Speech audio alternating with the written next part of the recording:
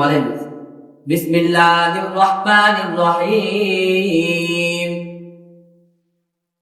فلما بلغ معه السعي قال يا بني إني أرى بالمنام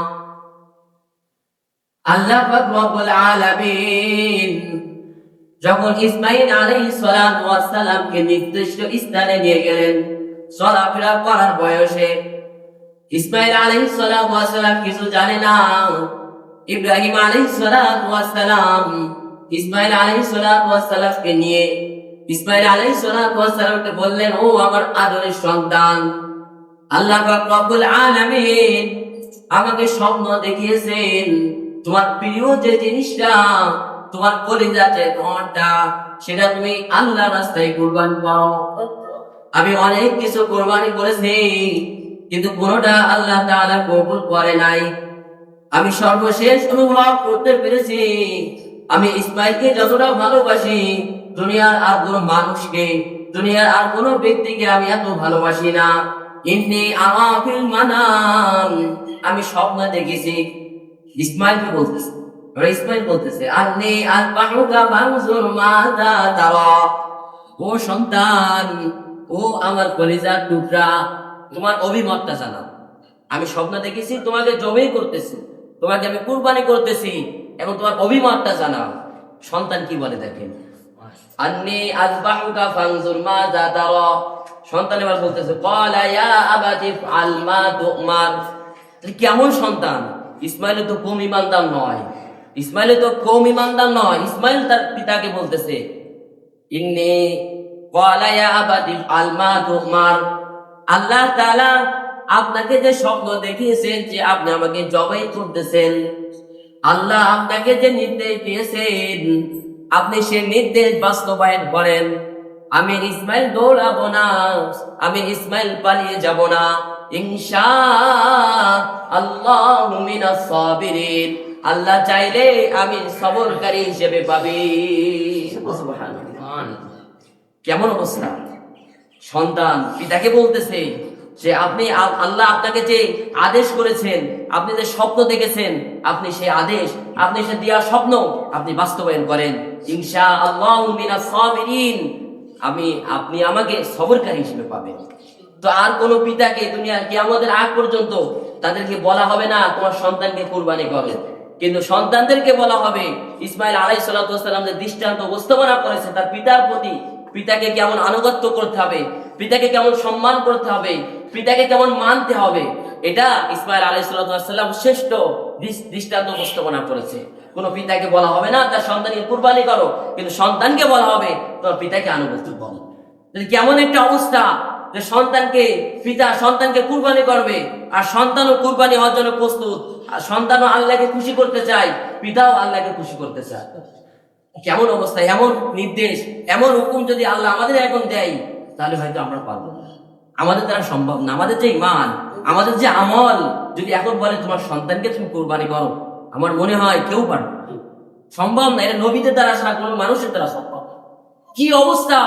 চরিত্রের সন্তান শরীরটা ধরে রেখেছে, কুরবানি করবে পিতা, আর শেষ বয়সে তার দ্বিতীয় স্ত্রী গর্ভে, হাজরা আলাইহিস সালাতু ওয়াস সালামের গর্ভে ইসমাঈলকে দান করেছে। সে একটা সন্তান মাত্র, 80 বছর প্লাস পার হয়ে যাওয়ার পরে, আল্লাহর কাছে অনেক ফরিয়াদ করার পরে আল্লাহ তাআলা সন্তান দান করেছে। এই সন্তানকে কুরবানি করতে বলতেছে, কেমন পরীক্ষা! আর তাহলে কেমন ঈমানদার তারা!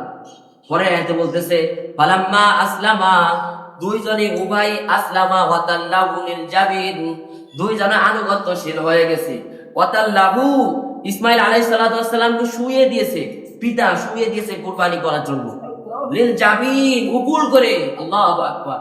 ইসমাঈল আলাইহিস সালাতু ওয়াস সালামকে শুইয়ে দিয়েছে, পিতা কুরবানি করবে। লিল জাবিন, উকুল করে। আমরা যেমন ভাবে কুরবানি করি গরু, আমরা যেমন ভাবে পশু জবাই করি, তেমনই ভাবে ইসমাঈল আলাইহিস সালাতু ওয়াস সালামকে তার পিতা শুইয়ে দিয়েছে জবাই করার জন্য। আল্লাহু আকবার। ফালাম্মা আসলামা ওয়া তাল্লাহু লিল জাবিন, ওই দৃশ্যটা কেমন দৃশ্য চিন্তা করেন। কুরবানির জিনিস ইতিহাসটা কেমন! মানুষের জবাই দ্বারা শুরু, সেটা পশুর দ্বারা পরিণত হয়েছে।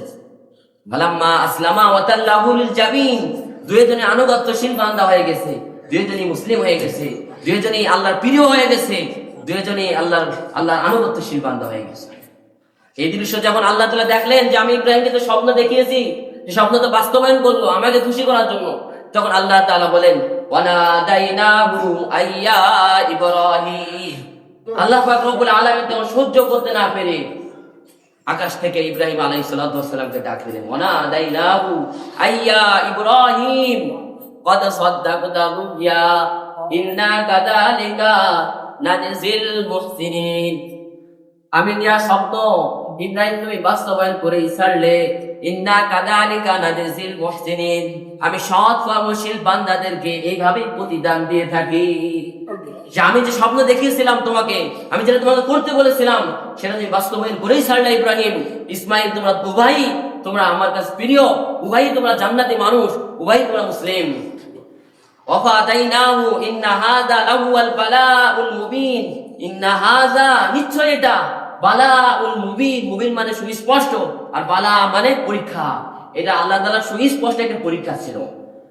উদ্দেশ্য ছিল ইসমাইলকে নেওয়া না, উদ্দেশ্য ছিল কুরবানি নয়, উদ্দেশ্য ছিল মনের অবস্থা পরিবর্তন, আল্লাহর জন্য হচ্ছে কিনা, আল্লাহকে খুশি করতে চাই কিনা, তারা আমার প্রিয় বান্দা কিনা, উদ্দেশ্য ছিল এটা। ইন্না হাযা লাহুয়াল বালাউল মুবিন, ইব্রাহিম ইসমাইল তোমরা আমার এই পরীক্ষায় তোমরা উত্তীর্ণ হয়েছো, আমাকে তোমরা খুশি করে ফেলেছো। তখন আল্লাহ তাআলা পরের আয়াতে বলেন ওয়াফাদাইনাহু বিযিবহিন আযীম। তখন আল্লাহ তাআলা তাড়াতাড়ি জিবরাইল আলাইহিস সালামকে বললেন যাও ইসমাইলকে সরাও, জান্নাত থেকে দুম্বা নিয়ে যাও, আর এই দুম্বাটা সারা পৃথিবীর মানুষের জন্য হাদিয়া দিয়ে দাও। সুবহানাল্লাহ, কি অবস্থা যে তুমি ইসমাইলকে তাড়াতাড়ি সরাও, ইসমাইলকে সরিয়ে এখানে দুম্বা দাও, জান্নাত থেকে দুম্বা নিয়ে যাও। দুম্বাটা কুরবানি হয়ে গেল, ইসমাইল আলাইহিস সালামকে আল্লাহ তাআলা খুশি। এটা কুরবানি মূল ইতিহাস।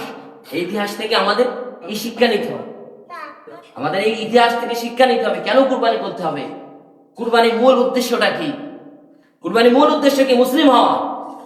কুরবানির মূল উদ্দেশ্য কি? মুসলিম হওয়া, আল্লাহর প্রিয় বান্দা হওয়া। ইসমাইল আলাইহিস সালাম